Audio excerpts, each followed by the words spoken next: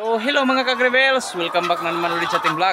So for today's video mga kagrebels, bumisita po tayo sa farm ni Ma'am Jeannie dito sa area ko po mga kagrebels.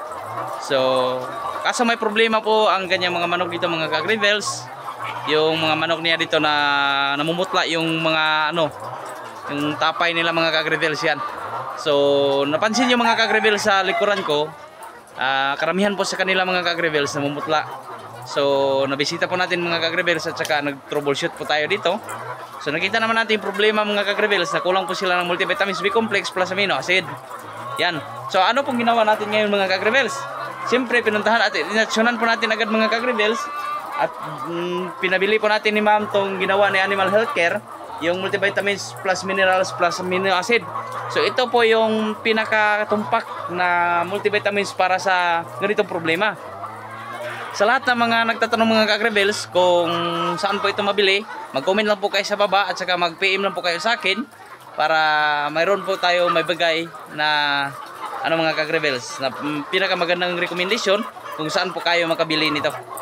So ayan mga kagrebels, since nalagyan pa po ng multivitamins yung nasa container nila mga kagrebels, ang ginawa po natin mga kagrebels, ubusin po natin at saka nagbigay po tayo ng magandang instruction sa mga caretaker niya dito mga kagrebels para masunod po nila yung tamang paggamit ng multivitamins plus mineral acid plus amino acid plus minerals.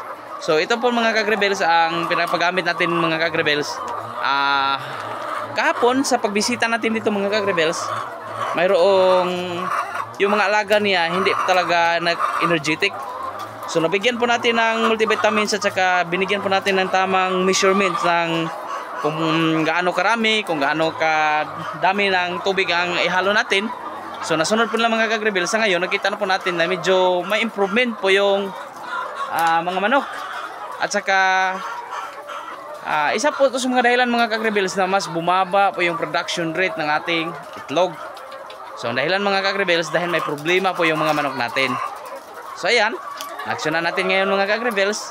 At saka mag-update lang po kung susunod ko po mga video sa aking vlog kung ano na po ang update dito sa mga alaga ni ma'am. Kasi may nabisita po akong farm na doon sa kabila. Napakaganda po yung mga kagrebels, tapay nila mga kagrebels, hindi po namumutla, napakapula. So yan po ay tamang-tama na pag-alaga. So yan po ay obserbahan po natin mga kagrebels hanggang 3 days. At saka bigyan ko po kayo ng update.